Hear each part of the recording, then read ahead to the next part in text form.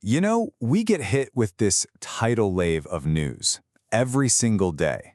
And honestly, it feels like absolute chaos. So today, let's just try to find a little bit of a signal in all that noise. We're going to build a really simple framework to help make sense of it all, and we'll use just one day's worth of headlines as our map. You know that feeling, right? You open your phone, you open your laptop, and it is just sensory overload. You've got wars, politics, celebrity gossip, and some just plain bizarre stories all screaming for your attention at the same time. That's the 24/7 news cycle for you, and it can seriously feel like you're trying to drink from a fire hose. Okay, so first tab you open, boom, you get this from the Associated Press. Right out of the gate, it's a huge geopolitical story with some really serious global implications. Russia is changing its mind on missile treaties. Pretty heavy stuff. Then you click over to the next tab and bam, you're in a completely different universe. It's an entertainment headline, also from the AP, about the Prince of Darkness. I mean, the whiplash is real. You go from nuclear treaties to rock legends in, what, a split second? And just when you think you've seen it all for the day, you get this. A headline so specific, so absurd, you gotta read it twice. And this, right here, this is the perfect illustration of the sheer range of information we are supposed to process. From global security to, well, to this. This is the landscape we have to navigate every single day. So, where do we even begin to organize all this chaos? Well, let's start on what I call the political main stage. This is that domestic arena. You know, it's where the biggest national stories play out and where the powerful narratives that shape our political conversations are really forged. Check this out. Here we have the exact same event. President Trump firing the head of the Bureau of Labor Statistics. But it's reported through two very, very different lenses. On one side, you've got MSNBC framing it as a potential political disaster for him.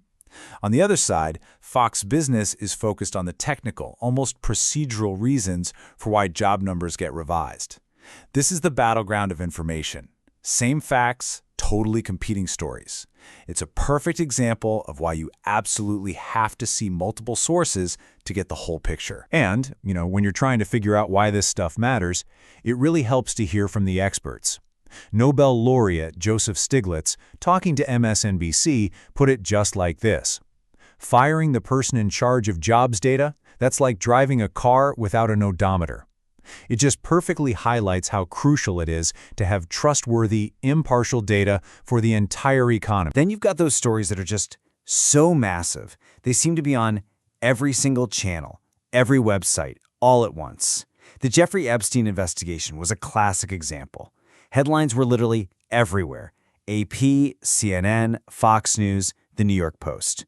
When something like this happens, a story goes beyond just being news.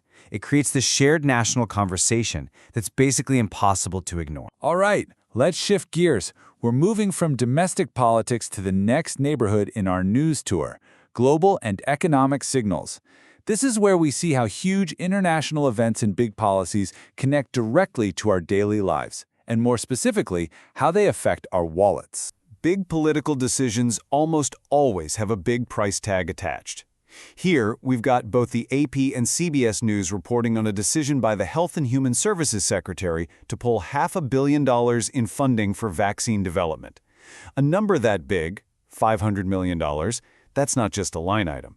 That shows you the real-world financial shockwaves these policy shifts can create. And speaking of huge numbers, get a load of this. According to Fox Business, the U.S. pulled in a record $29 billion from tariffs in a single month. And this isn't just some abstract policy point. It's a massive river of cash that, as CNN Business points out, the administration loves to boast about. It's all part of an effort to control the economic story, and it affects everything from global trade to the prices you pay at the store. All this political and economic anxiety, it gets boiled down into numbers that millions of people are tracking, minute by minute. On this particular day we're looking at, for example, commodities were trading at these prices. Gold was near $3,400 an ounce, silver around $38, and crude oil at $66 a barrel. These aren't just random numbers, they're like the vital signs measuring the pulse and, maybe the pressure, of the entire global economy. All right, buckle up. It's time to take a detour into my favorite part of the news cycle: fact, fiction, and oddities.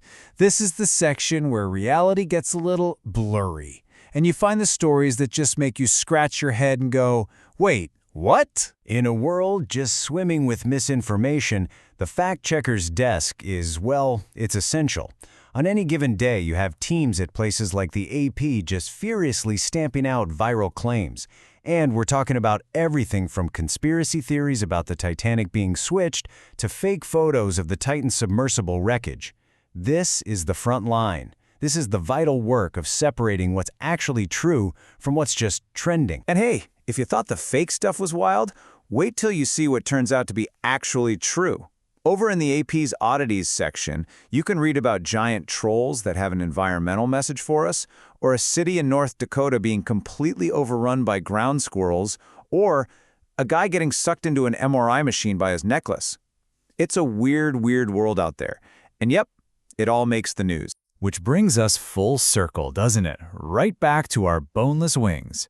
It is so surreal, it honestly deserves its own official definition. The Ohio Supreme Court has weighed in, and apparently the word boneless is more of a light suggestion than a hard rule.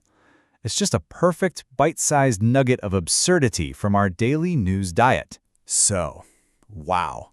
After that wild ride through a single day in the news, how do we actually make sense of it? This brings us to the whole point of this explainer: navigating the storm. Let's take everything we've seen and forge a practical, simple plan to stay informed, not completely lost. This analysis from CNN Business really just nails the theme of our whole journey today. Information is power, and Trump wants more control over it. It gets right to the heart of it, doesn't it? As we've seen, so much of the news cycle, from job reports to tariff revenue, is a battle over information itself. Who controls it, who gets to frame it, and ultimately, who you trust. So here's the good news. We can make sense of the chaos. It's not impossible. Here's your game plan. Just 3 simple steps. First, you have to see the whole field. That means checking multiple sources, just like we did with that BLS story. Second, find the referee. Seek out those dedicated fact-checkers who can help you separate fact from fiction. And third, and this one's important, appreciate the weird. You gotta embrace the boneless wings and the giant trolls. Honestly, it keeps you sane, and it reminds you that the news is a reflection of all of humanity: the serious, the fake, and the wonderfully, wonderfully bizarre. And that really leaves us with one last big question to chew on. We spend so much of our time looking at the news, right? At each individual story. But what if we just zoomed out for a second? And instead, we looked at the landscape of the news itself. What does this crazy mix of politics, economics, fact checks, and pure oddities that we consume every single day, what does that really tell us about our priorities, our fears, and our curiosities as a society? That's something to think about.